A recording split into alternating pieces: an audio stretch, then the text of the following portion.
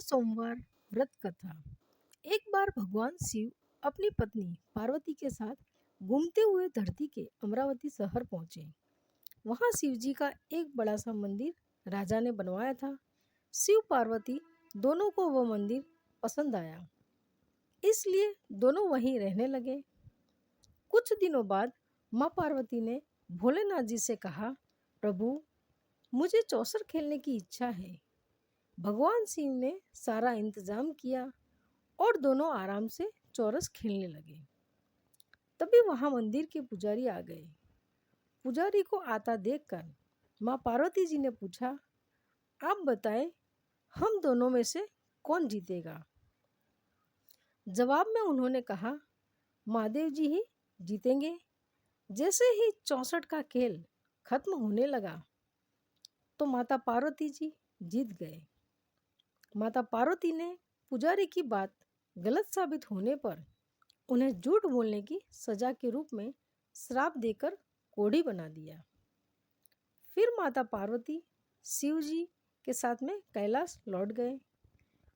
अब लोग उस कोढ़ी पुजारी से दूर भागने लगे।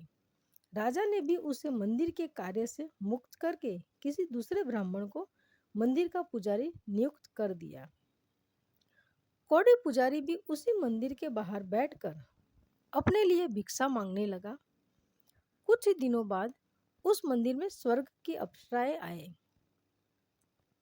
पुजारी को देखकर उन्होंने उसकी हालत का कारण पूछा। उसने माँ पार्वती द्वारा मिले श्राप के बारे में उन्हें बता दिया। सारी बातें जानने के बाद अप्सराओं ने पुजारी को पूरे 16 सोमवार का विधिवत व्रत रखने के लिए कहा। पुजारी को इस पूजा की विधि नहीं पता था, तो उसने अप्सराओं से इसके बारे में पूछा। उन्होंने बताया कि हर सोमवार को सूर्योदय से पहले उठना होगा, फिर नहा धोकर साफ कपड़े पहनने के बाद गेहूं के आटे से 3 अंग बनाना है।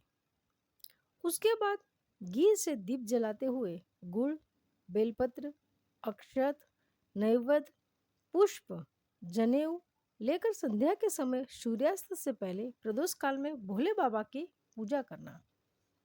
पूजा करने के बाद एक अंग शिव शंभू को अर्पण करना और एक खुद ग्रहण करना। उसके बाद बचे हुए को आसपास के लोगों में प्रसाद के रूप में बांट देना। इस तरह पूरे 16 सोमवार व्रत करने के बाद 70वें सोमवार को आटा लेकर उसी की बाटी बनाकर और फिर उसमें घी के साथ गुड़ डालकर चूरमा तैयार करना।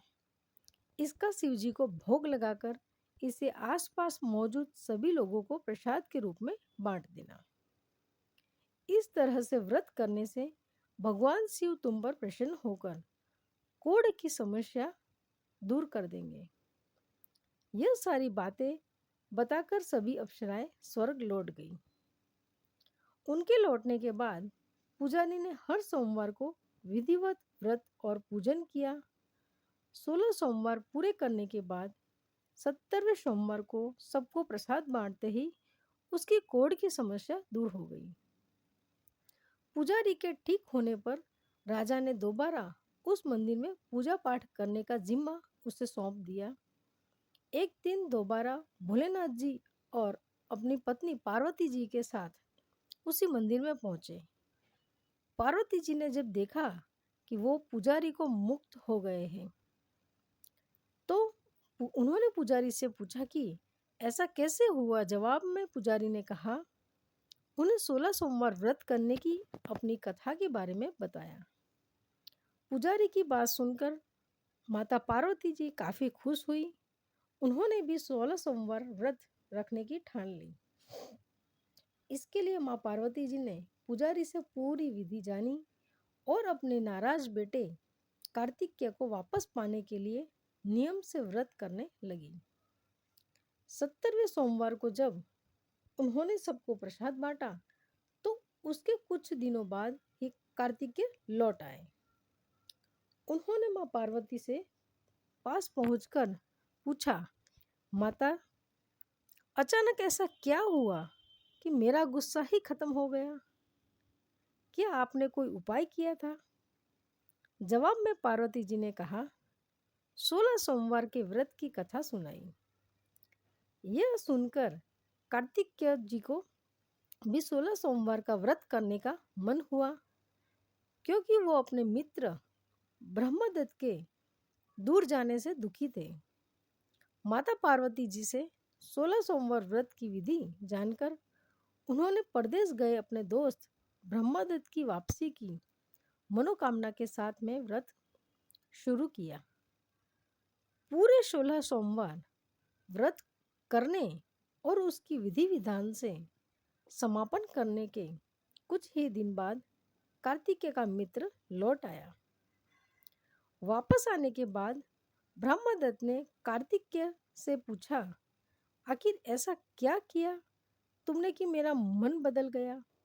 मैं बिल्कुल भी वापस आना नहीं चाहता था, लेकिन एकदम तुम्हारा ख्याल आया और मैं लौट आया।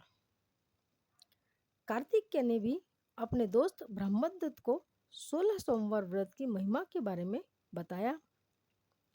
इसके बारे में जानने के बाद ब्रह्मदत्त ने भी व्रत रखना शुरू कर दिया। व्रत खत्म होते ही वह अपने मित्र कार्तिकेय से विदा लेकर यात्रा पर निकल गया। दूसरे नगर पहुंचते ही ब्रह्मदत्त को पता चला कि राजा हर्षवर्धन ने अपनी बेटी गुंजन के विवाह के लिए स्वयंवर रखा है। राजा की प्रतिज्ञा है कि उनकी हाथिनी जिस भी लड़के के गले में माला डालेगी वही उसकी बेटी से विवाह करेगा। उत्सुक होकर ब्रह्मदत्त भी महल पहुंच गए। वहां कई सारे राजकुमार थे। उसी वक्त हाथिनी ने अपनी सूंड में माला उठाई और ब्रह्मदत्त के गले में डाल दी। राजा ने अपनी प्रतिज्ञा को पूरा करने के लिए ब्राह्मण ब्रह्मदत्त से अपनी बेटी का विवाह करवा दिया। शादी के बाद ब्राह्मण से उसकी पत्नी ने पूछा, आखिर आपने ऐसा कौन सा अच्छा कार्य किया था कि हाथिनी ने सबको छोड़कर आपको मेरे लिए चुना? ब्रह्मदत्त ने उससे 16 सोमवार व्रत के बारे में बताया। राजकुमारी ने यह सब जानने के बाद अपने पति से विधि पूछकर व्रत करना शुरू कर दिया। व्रत के समापन के बाद उसे एक सुंदर सा पुत्र हुआ, जिसका नाम गोपाल रखा गया। गोपाल जब बड़ा हुआ तो उसने अपनी माँ से पूछा, आखिर मैं आपकी ही घर पैदा क्यों हुआ? कौन सा शुभ कर्म आपने किया था? गोपाल को उसकी माँ गुंजन ने 16 सोमवार व्रत कथा सुनाई। गोपाल ने भी शिव भगवान की महिमा जानने के बाद बड़े से राज्य को पाने की चाह में 16 सोमवार व्रत रखना शुरू कर दिया। व्रत पूरा होते ही एक दिन पास ही के राजा को गोपाल पसंद आ गया। उन्होंने अपनी बेटी मंगला से उसकी शादी करवा दी। कुछ ही दिनों बाद उस राजा का देहांत हो गया। अब गोपाल ही पूरा राज्य संभालने लगा। गोपाल ने भगवान शिव को धन्यवाद कहते हुए दोबारा 16 सोमवार का व्रत रखा। इसके समापन के दिन उसने अपनी पत्नी से सभी सामग्री पास के शिव मंदिर तक पहुंचाने के लिए कहा। मंगला ने खुद जाने की बजाय पूजा की सामग्री कुछ सेवकों के हाथों मंदिर तक पहुंचा दी। उसी दौरान आकाशवाणी हुई, राजन, तुम्हारी पत्नी ने 16 सोमवार व्रत का आदर सम्मान नहीं किया। अब तुम उसे अपने महल से तुरंत निकाल दो, वरना तुम्हारा सब कुछ खत्म हो जाएगा। गोपाल ने अपनी पत्नी को अपना आदेश न मानने और भगवान शिव के अनादर के लिए महल से निकाल दिया। अब वो भूखी प्यासी दर दर भटकने लगी। उसे जो भी सहारा देता उसका सब कुछ चौपट हो जाता था। एक दिन उसने एक बुढ़िया की सूत की गठरी को छुआ तो सारा सूत हवा में उड़ गया। फिर उसे एक तेनाली ने रहने के लिए घर दिया तो उसके सारे तेल की मटकियां खुद ब खुद टूटने लगी। ऐसी मनुष्यत को देखकर हर किसी ने उसे अपने यहाँ से निकाल दिया। अब उसकी कोई मदद नहीं करता था। प्यास के मारे जब वो किसी नदी के पास पानी पीने के लिए पहुंची तो वो नदी सूख जाती। फिर एक दिन वह जंगल में पेड़ के नीचे छांव पाने के लिए बैठी। उसी वक्त वह पेड़ सूख गया। देखते ही देखते सारे हरे भरे पेड़ सूखने लगे। कुछ देर बाद वो तालाब में पहुंची। वहां का पानी जैसे ही उसने छुआ उसमें कीड़े पड़ गए। यह सब देखकर वो हैरान हो गई और उसे कीड़े वाला पानी को उसने पी लिया। भटकते भटकते एक दिन रानी पुजारी के पास पहुंची। उसे देखकर पुजारी समझ गया कि इसके साथ कुछ सही नहीं चल रहा है। उसने रानी को मंदिर में ही रहने की इजाजत दे दी। रानी मंदिर में सब्जियां या फल को हाथ लगाती तो वो सड़ जाते। आटे को छूती तो उसमें कीड़े पड़ने लगते। पानी से बदबू आने लग जाती थी। यह सब देखकर पुजारी ने कहा, लगता है तुमसे कोई बड़ा अपराध हुआ है जिससे नाराज होकर देवताओं में तुम्हें दंड दिया है। इस बात के जवाब में रानी ने पुजारी को शिव के पूजा करने के लिए सामग्री से जुड़ी पूरी कहानी बता दी। यह बात जानने के बाद पुजारी बोले, तुम कल से ही 16 सोमवार का व्रत करना शुरू कर दो। इससे प्रसन्न होकर भोलेनाथ जी तुम्हें माफ कर देंगे। पुजारी से 16 सोमवार की विधि समझने के बाद अगले ही सोमवार के से रानी ने व्रत रखना शुरू कर दिया। पुजारी उसे हर सोमवार को व्रत कथा भी सुनाते थे।